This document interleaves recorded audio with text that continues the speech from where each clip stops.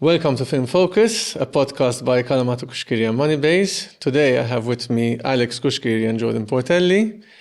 For those who are new to Calamatta Cuschieri and Moneybase, when it comes to investments, we offer a wide variety of services, from investing online to investment advisory at our branches and also wealth management through our Birkirkara head office. Moneybase also offers payments, allowing you to make global payments and benefit from very competitive FX rates using your multi-currency MasterCard. And all this can be done on the same platform. There's a lot to discuss today. As always, it's been about a month since we did the last podcast. And since then, there's been a tariff war and many more exciting events.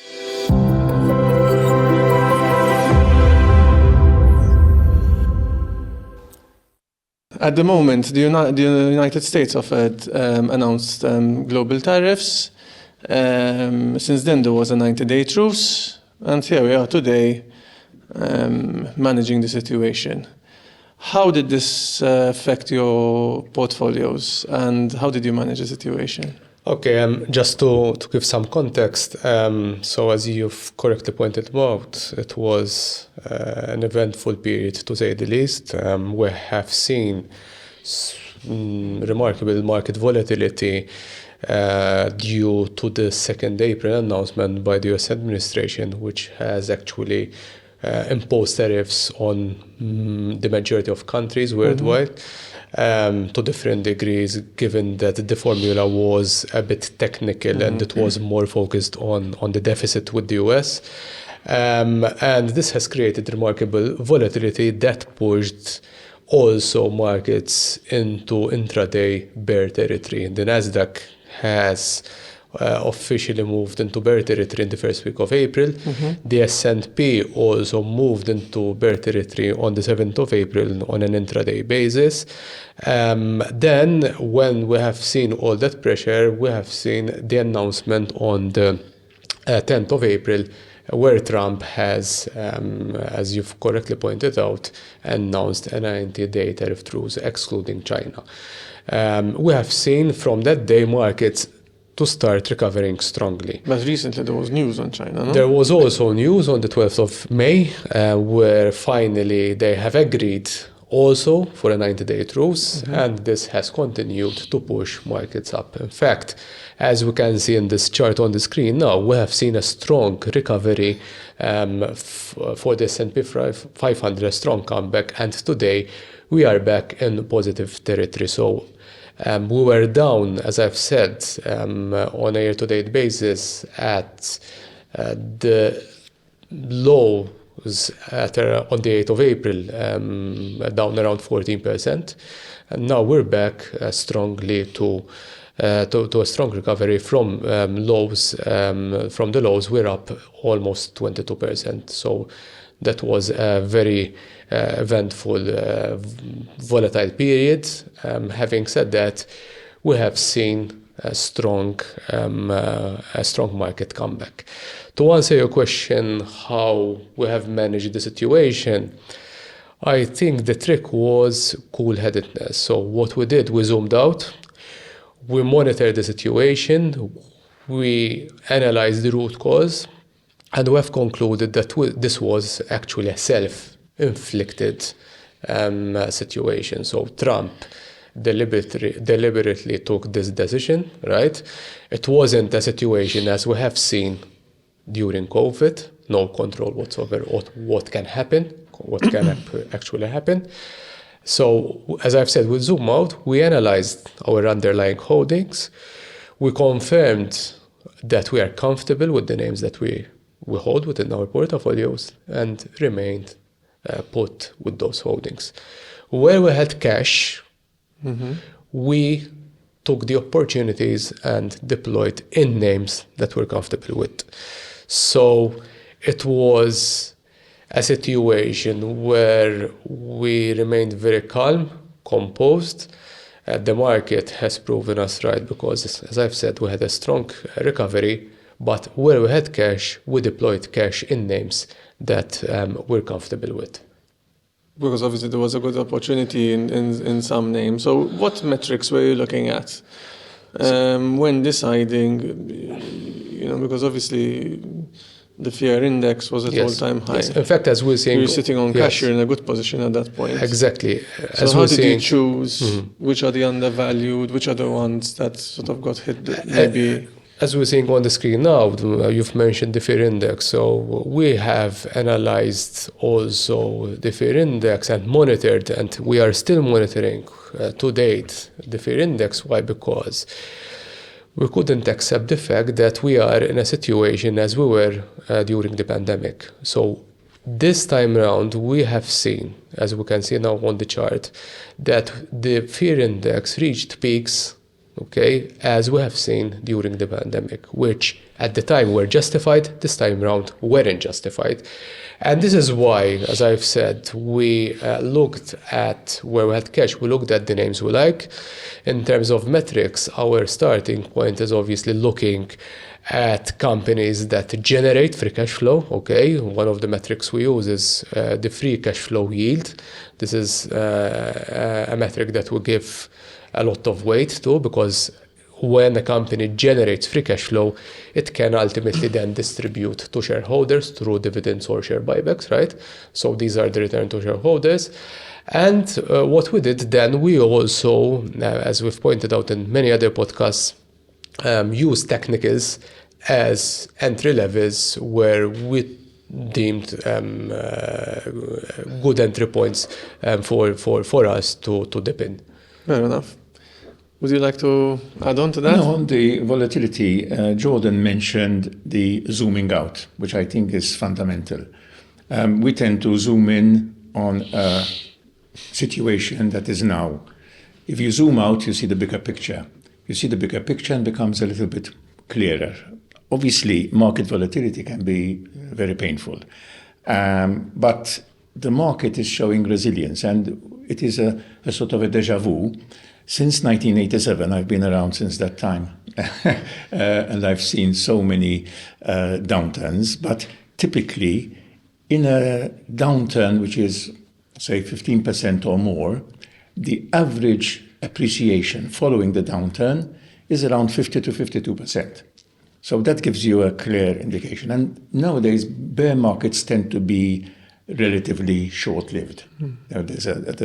Typically they've recovered quickly, back to back, maybe 2 quarters, but then they've recovered quickly. And one thing one has to mention is that staying the course for the longer term rewards long-term investors. If you've got good stuff, you've got a plan, stick to that plan, and don't be dismayed. If anything, it is a time to put your cash into good use by buying undervalued assets who have been affected unnecessarily. There was an overreaction in many of the assets, and that is the time you can make, I wouldn't say a killing, but certainly buying good value at good prices. Mm-hmm.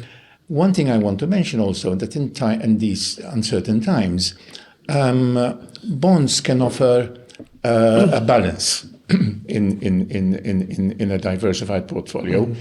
And we've seen this, very good names being bought, investment grade names, which add value to your portfolio, add a balance to your portfolio.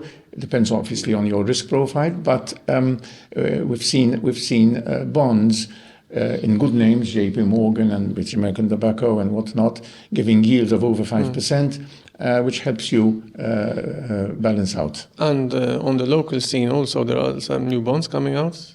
There are new bonds. There's a pipeline of new bonds, and notably what was also announced, the big Bank of Valletta issue. We still have to see what coupon is going to be hit at, but obviously with that name, it's bound to be very popular with the investors. We'll wait for that, but there should be a very active bond issuance in the months to come. Following up on this about the staying the course and so on, some people obviously can do it online through Moneybase, for example, do it yourself. Others are a bit intimidated by the world of investment, so they want to sort of make the first step, but they don't know where to start. They think they need a massive amount of money. There's a lot of, I get a lot of people tell me sort of, where do I start? Can you offer some advice maybe?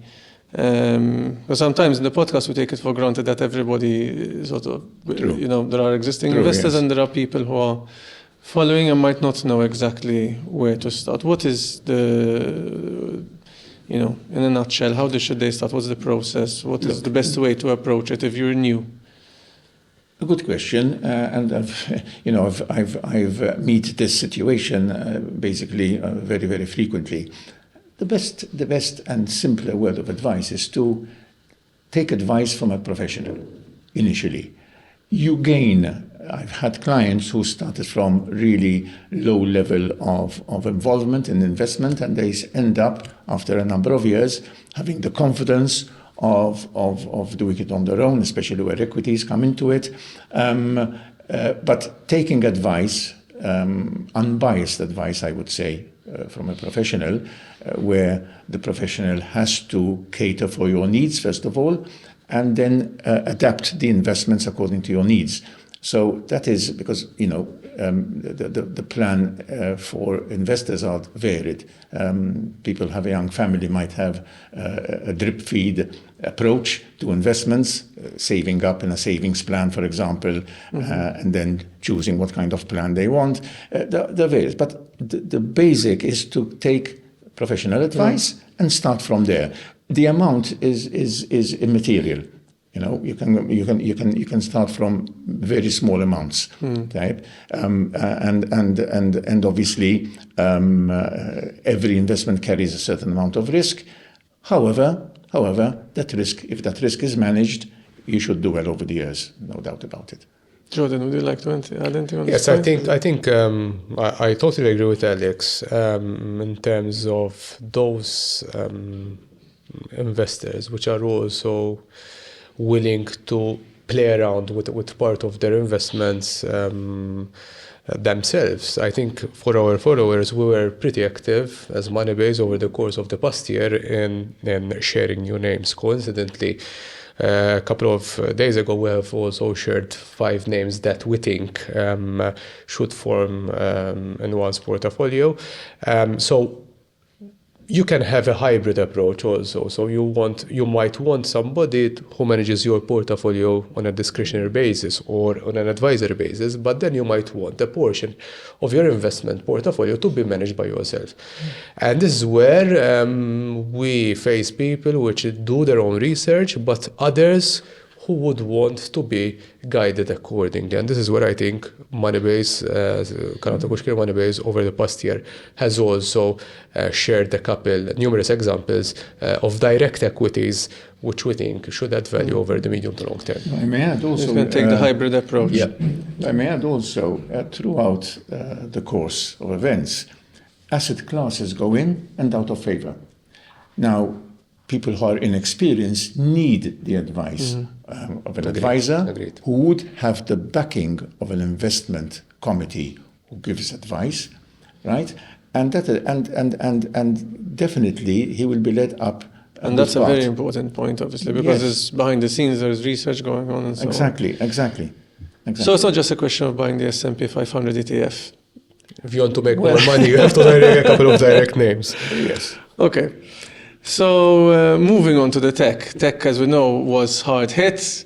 What's your opinion on this? Why was it hard hit, first of all? Why was it the most hard hit out of all the ones that were hard hit? And what are your what do you think about this sector going forward? I think one of the main issues were the high valuations. So we discussed this in previous podcasts. We actually mentioned the specific names. So had discussed NVIDIA at the time, I remember, and you had asked us would you buy Nvidia at these levels? It was, I think, around 150, 153. It touched highs, all-time highs. And the sector, apart from the fact that tech is in nature growth sector, so automatically it has what we call a high beta, so it is more sensitive to market downturns. There is, as I've said, the issue of valuation.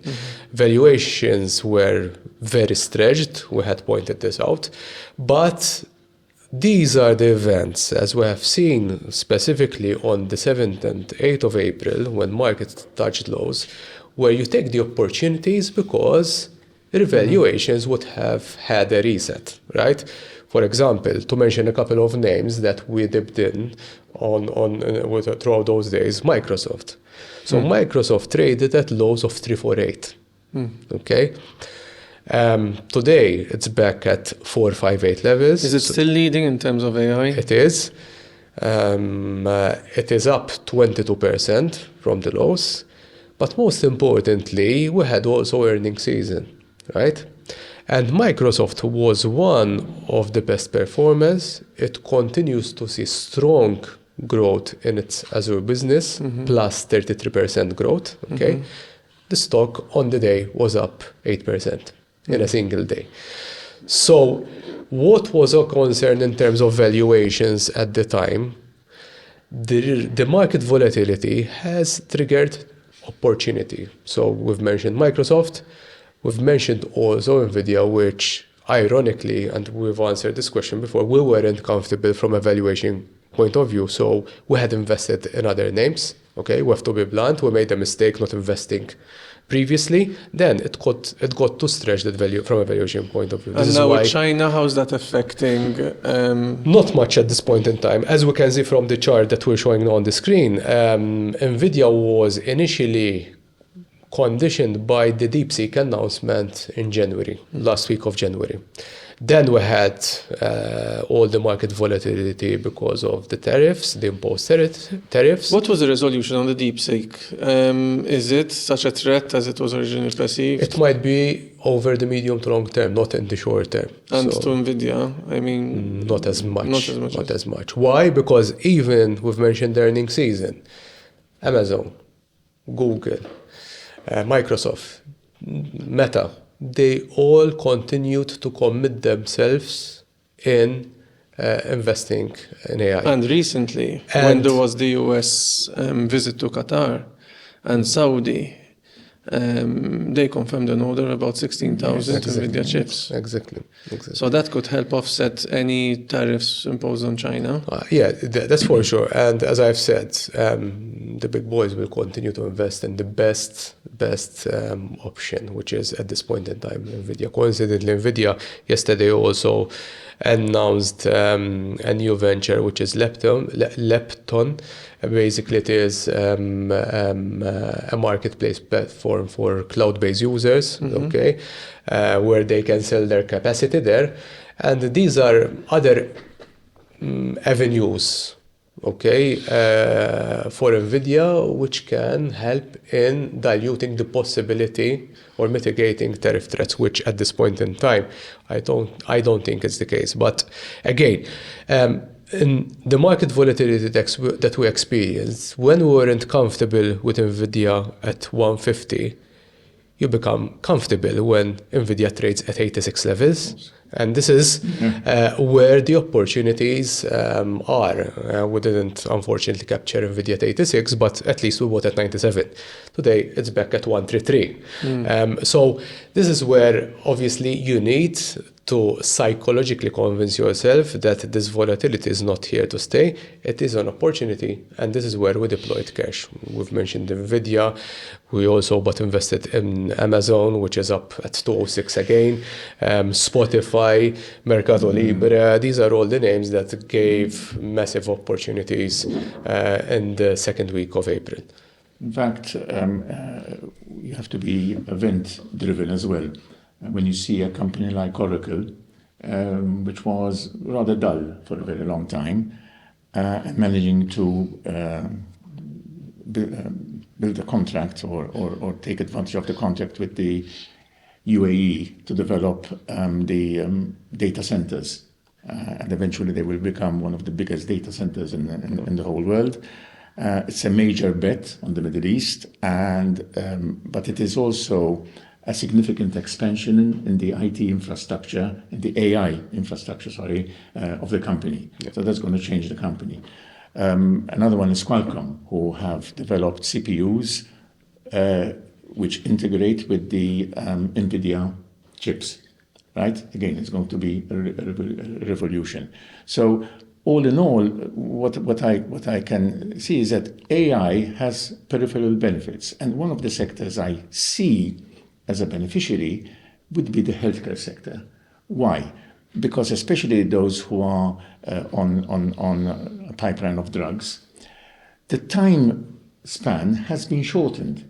They are now teaching algorithms instead of spending years and years in the laboratory to try to find the right sequence of, I don't know what drug. Coincidentally, the NHS in the UK is also using AI for its waiting list. Exactly. So the costs are going down, and the time. The efficiency is increasing. The efficiency is increasing, which means better profitability for those companies involved. So the healthcare sector, considering GSK or Merck's or Agilent Technology, there's a lot of one has to do research, and this is why one needs also an advisor who would have the backing of research to be able to give to the client and lead him through those sectors.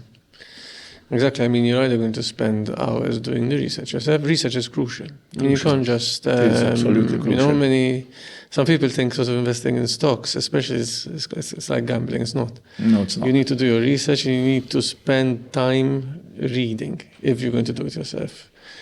We talked about the interesting sectors. Any sectors that you're avoiding, like the plague? No. Interesting sectors that we have also mentioned in our previous podcast. One of the interesting sectors is the defense sector. Yes. Since we've mentioned the sector, this continued to be one of the best performers within the space, especially European names. So we've mentioned last time Rheinmetall, we've mentioned Thales, we've mentioned Leonardo, which continued to do very well. That's all. Yes. Now an upcoming name that we're monitoring, but we're not that convinced because it is a medium cap is Renk, a German company, a 6.9 billion market cap company, misvalued versus the big boys, Rheinmetall, etc. But it is performing really well. Why? Because this week the 27 member states have agreed. They have a preliminary agreement on the 150 billion fund named SAFE, okay, which is basically a fund which will offer loans, advantageous loans to all member states, European member states, at attractive interest rates, okay, where they can actually use this fund to increase their defense spending. Coincidentally, Germany is playing game in terms of increasing its defense spending, and this is where we continued to see strong performances in the sector. Although Europe has lagged way behind in terms of innovation. I mean, they're mostly focused on regulation in Europe. And basically they're out of the game. I mean, it's basically between China and the US at this stage.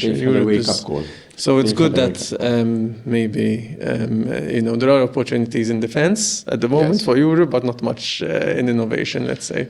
No, and this is one of the questions that many investors ask us, given that I think, from my memory, for the third time in history, Europe is outperforming the US. Why? Because, as you've said, in terms of innovation, Europe has lagged big time. So now it needs to catch up. But there are these sectors, we've mentioned the defense sector, for example, that pushed remarkably European indices higher. Ironically, the German index is up around over 20% on year to date, so it's one of the best performers. But again, if we had to discuss the future of the European market, And the opportunities, we are very, very limited. So if we have a portfolio and the underlying investor would want a tilt, for example, to tech, we are very limited in Europe in terms of selecting names that we're comfortable in holding. So we have to have an inclination towards the US. This is part and parcel of diversification, because apart from defense, and I mentioned healthcare, cybersecurity is always a sector to invest in because it goes hand in hand with AI, right? And there's apart from ETFs, which specialize in cybersecurity names, in Broadcom and CrowdStrike and Cisco and Palo Alto. There's one particular company which I am following, which has exceptional organic growth. It has $1 billion annual recurring revenue coming in, more cash than debt, all the ingredients that make a company attractive, which is CyberArk. And we're focusing on that. And also in alternative energy, uranium is coming back in favor. Nuclear. Nuclear energy. It's coming back in favor in many countries, especially Japan, China, France, Germany. They're all coming back. And there are some interesting ETFs which cater for it, having all the good names in the cybersecurity, in the uranium sector and the nuclear energy sector. One of them is Range, I believe, which we buy for our clients. Global X Uranium is another one, a very good diversified ETF, particularly on the sector. So, diversification, I think, at this point in time, and looking outside the box more than just AI, there are sectors which are going to benefit from AI, making themselves more profitable and more efficient. So, this is it.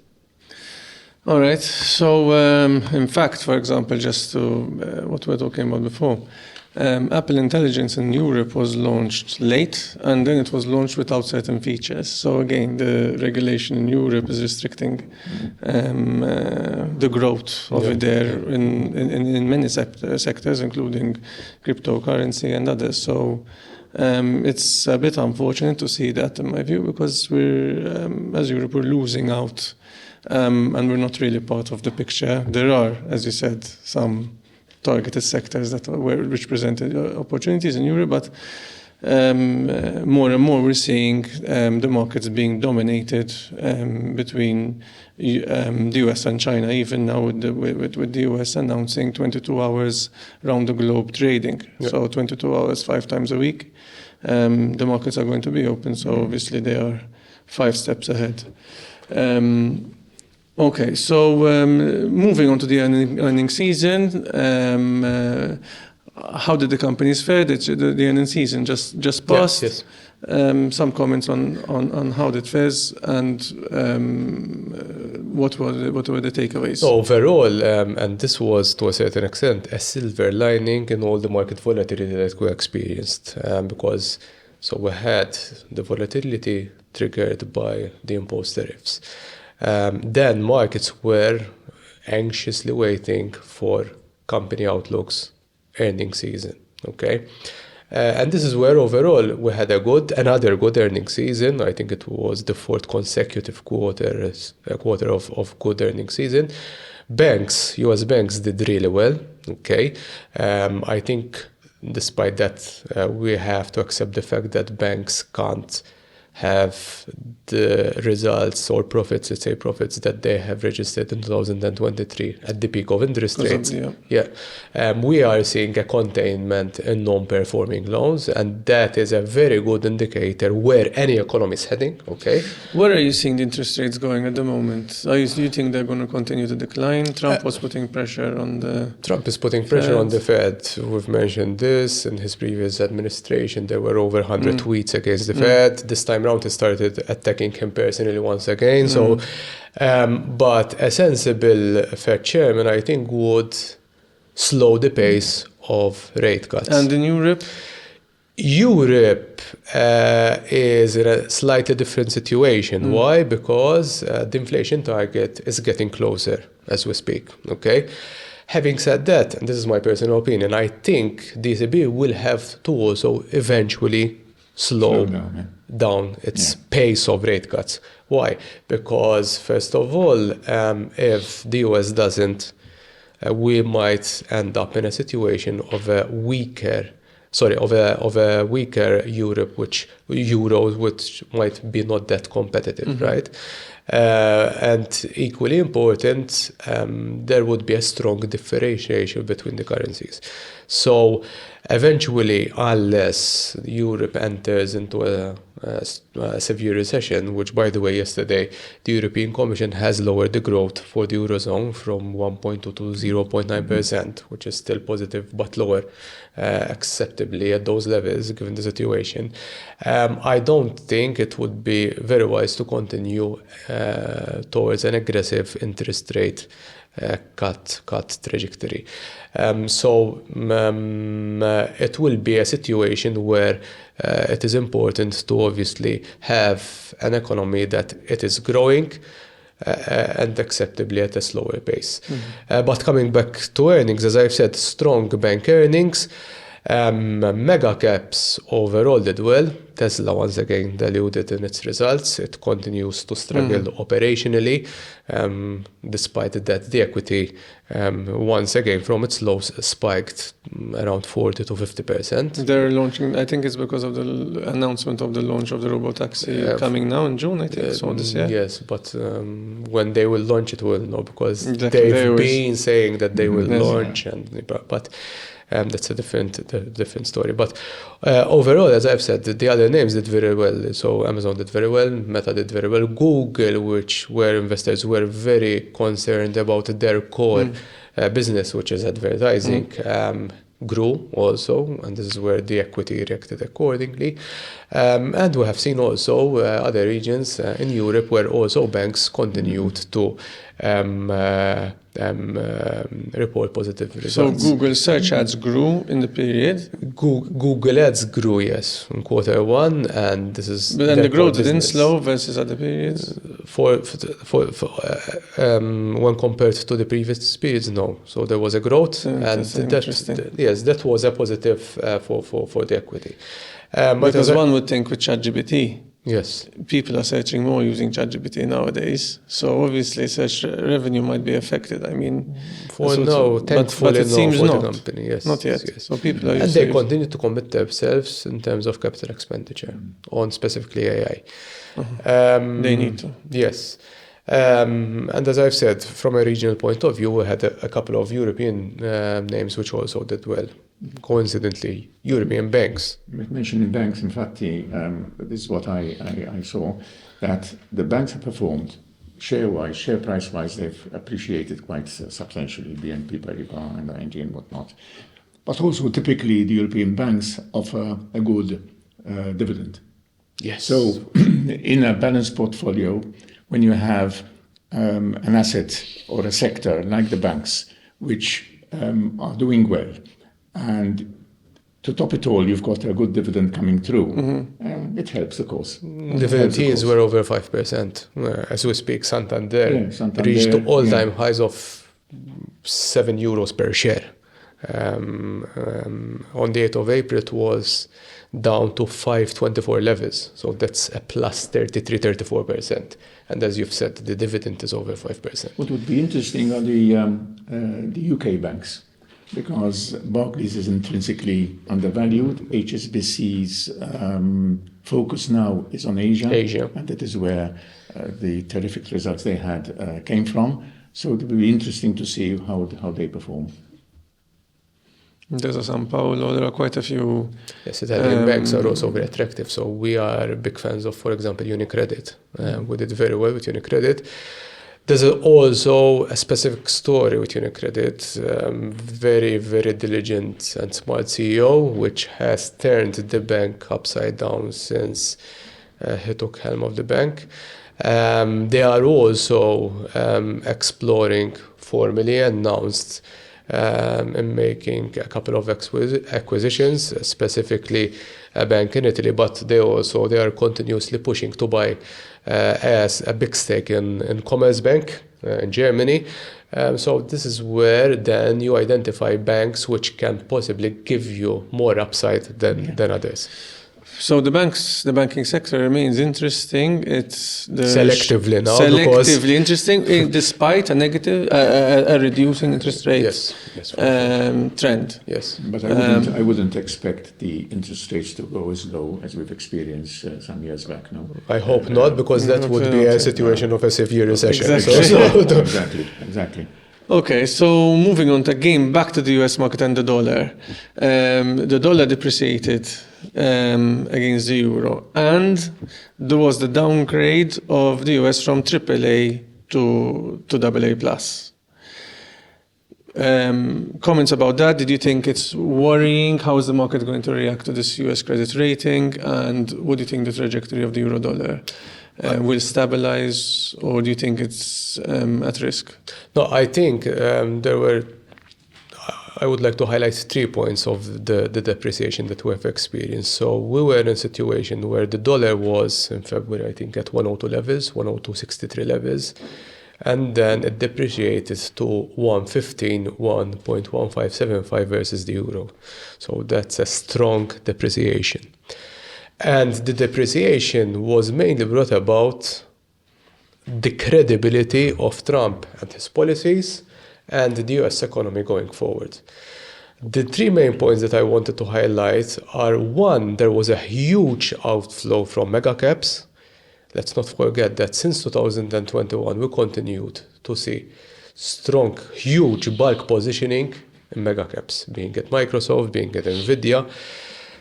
When Trump's credibility in terms of his policies and how these policies can affect the US economy started to be actually questioned, okay, we have seen the reverse of what we have seen in 2021. So mega caps selling off, okay, and people repositioning into other regions, specifically Europe, okay, and selectively emerging markets.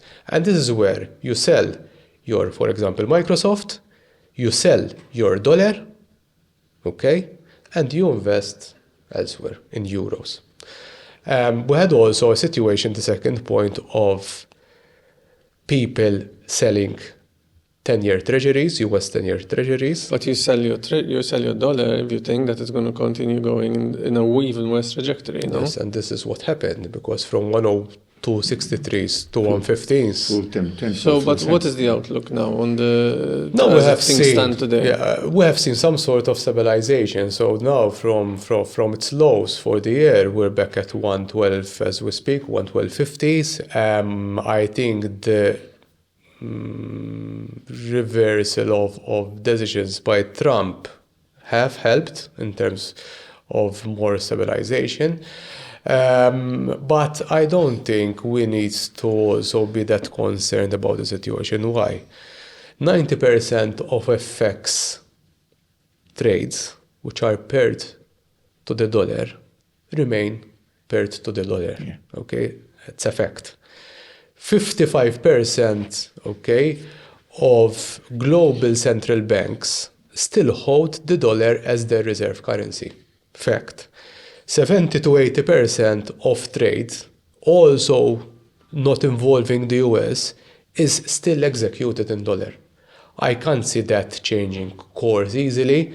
And actually, to answer specifically your question, the dollar losing its position as a safe currency. We have 4 safe currencies usually, which are the dollar, CHF, JPY, and the euro, and I don't think the dollar will eventually lose its position there.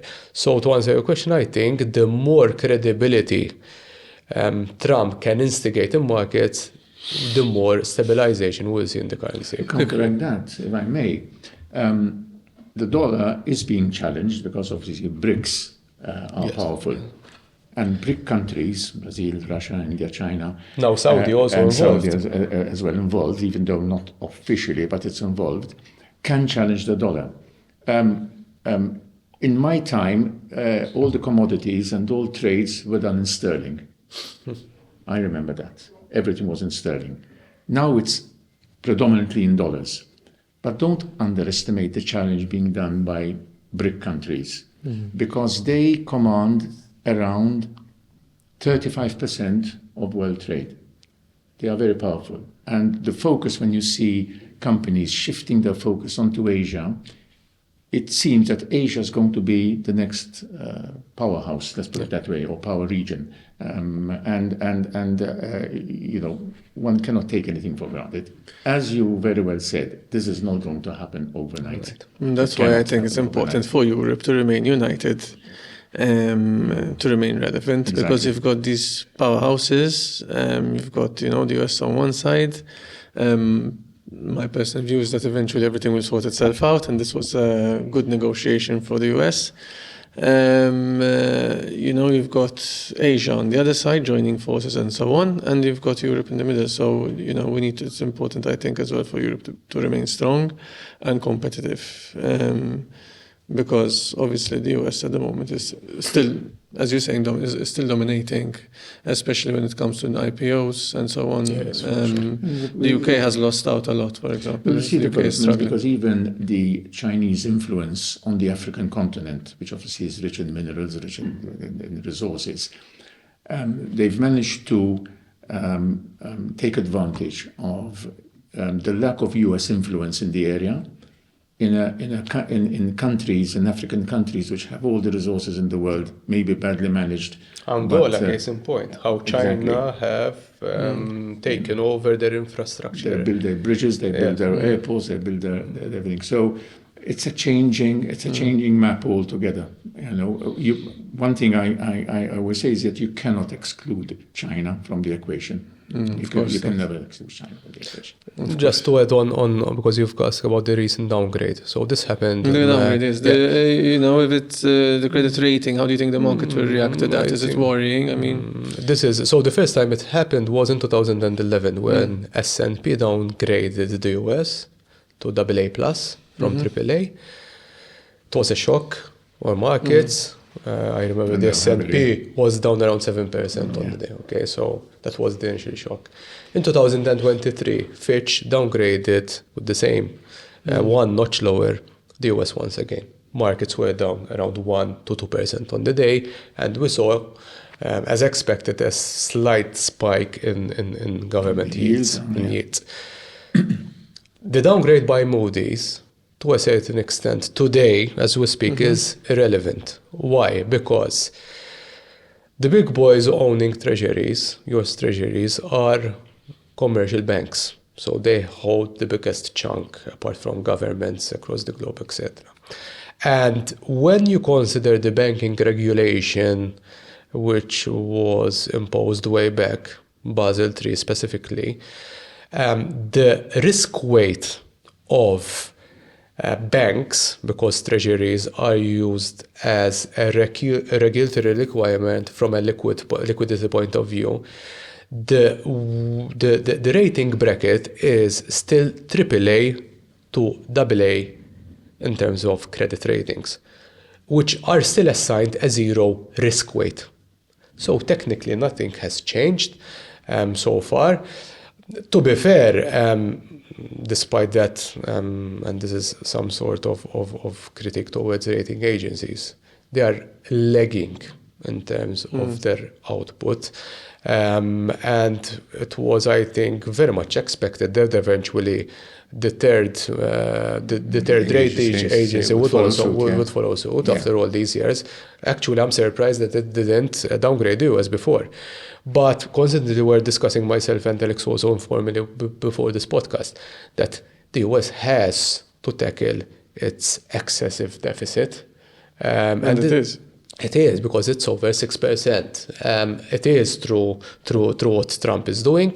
Hopefully, he will be successful, but in a more diplomatic way than what he did on the 2nd of April. In my opinion, so long as the job gets done, they've attracted $2 trillion from Saudi, and the job needs to be done because if the US goes down, everybody will go down. So it's that deficit is just unacceptable, and they need to do something about it for the good of everybody at the end of the day.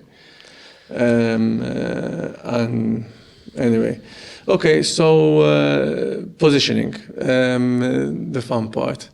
If you had to share any names that you see attractive at this point in time, which are they and why?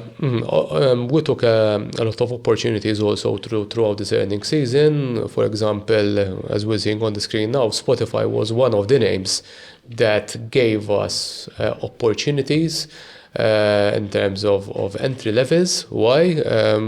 Spotify in April announced that they will increase the fee within the European region. That was positive because I think the increase was only €1. So obviously the retention would still be there. The following week, Q1 earnings. They missed from expectations. Intraday, the equity was down 10%. The business model remained intact. They still added numerous subscribers, and obviously that is an opportunity. Fiserv, another name, okay, which had their results. The equity was down 10%. We dipped in. Last week, this happens a lot in the US, there was what we call this JPM conference where many of the companies get together and discuss the sector. The CFO passed a small comment in saying that the growth in a particular segment of their business would be the same for Q2 as we have seen in Q1. The equity was down 20%. No sense whatsoever because the fundamentals are still there, and this was another huge opportunity. But again, we've mentioned Fiserv, we've mentioned Spotify, but there were other companies such as Adyen, which we in Europe added positioning, which continues to grow nicely also. And in the US, we have continued to also increase positioning in ADRs such as Mercado Libre, but also one of our retained topic, Uber, continues to perform really well, touched all-time highs very recently, and again during dips we took the opportunity. Nothing more to add. I've mentioned a couple of equities, direct equities, which I'm personally following. The Broadcom, the Qualcomm are always on my list. Oracle is my recent addition to the focus list. And in the spirit of diversifying the portfolio, taking some ETF positions in the cybersecurity sector. More specifically, if I had to mention a name in CyberArk, which is doing excellently well, and CyberArk is an ETF? CyberArk is a specific company. Exceptional organic growth. As I said, it has an annual recurring revenue, which is quite substantial. It's got more cash than debt. It's a typical company which has all the tick boxes for it. On the healthcare sector, again, specific names in especially the big names, the Mercks and the GSKs, but not only that. There's going to be a lot of mergers, it seems, the big companies taking up very promising young biotechnology companies, and they merge them in. They don't give them a chance to develop. They just give them a deal that they can't refuse. It's a substantial valuation level. Exactly. So basically this is it. But I believe in diversification even beyond Europe and America. Warren Buffett lately focused on Japan. There are some interesting names, Sumitomo and whatnot. It helps you to have a geographical spread. Constellation brands, I think. Exactly. This is it. Any updates on Alibaba? Just because I know that it's an interest of many still that had gone in. Analysts still say Alibaba and still are convincing in their arguments that Alibaba is intrinsically still undervalued and it's got a lot of mileage to go. Recent results have disappointed in certain sectors of Alibaba because you can't say the results were good. But there was an overreaction. As we're saying, in any miss with any company. So going on what Jordan was saying before, the dip presents an opportunity to me rather than a fear. What is happening now is that Alibaba's connection with Apple is being questioned by the authorities. Yes. So there's always something that's keeping Alibaba, the question is, if you invested in Alibaba, do you take the loss and move it into something more prominent, or you just wait it out? Not all investors are more promising, I mean. Alibaba, to me, still remains a core holding because you have to. It's part of a plan, and as we said before, stick to your plan. Right? It's a heavyweight. It's trying to diversify even its revenue streams from not simply from America, but worldwide. So there's always something that keeps it back. However, intrinsically, as a company, it's a profitable company. It's investing in the cloud business. It's investing in AI. It's investing in a lot. The diversity of the company in itself. There is also going to be possibly a spin-off in its financial arm, and so that would be an extra bonus for shareholders. I would hold on to it. And let's not forget that, and we've mentioned this, I think, in our last podcast, that the Chinese government has also changed course in terms of being more FDI friendly. And that will, for sure, eventually also help companies such. Because it was the government that initiated the whole thing. It's not only about Alibaba, it's about Tencent, it's about Baidu. These are all companies, JD.com, which from a share price point of view, on a year-to-date basis, they're still up over 30%. Exactly. One company I find interesting, let me mention one myself, is I've been following for a very long time, so at least 5 years. Royal Caribbean. If you look at the chart of Royal Caribbean over the last 5 years, it's impressive what they're doing. First of all, they've managed to change, or they're starting to change the perception of the cruise industry as being something for old people and so on, making it more fun and so on. But also profitability per ship. The prices that they're charging before are practically, I think, have doubled.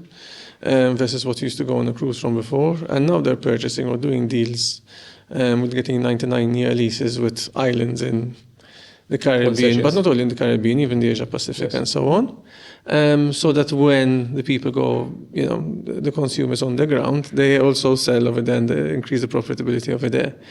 This is a company that in COVID was really hard hit. The cruise lines were, really slammed concerns over whether they're going to survive or not. Issued a bond with double-figure returns. Yeah, I remember. Not Royal Caribbean, it was Carnival.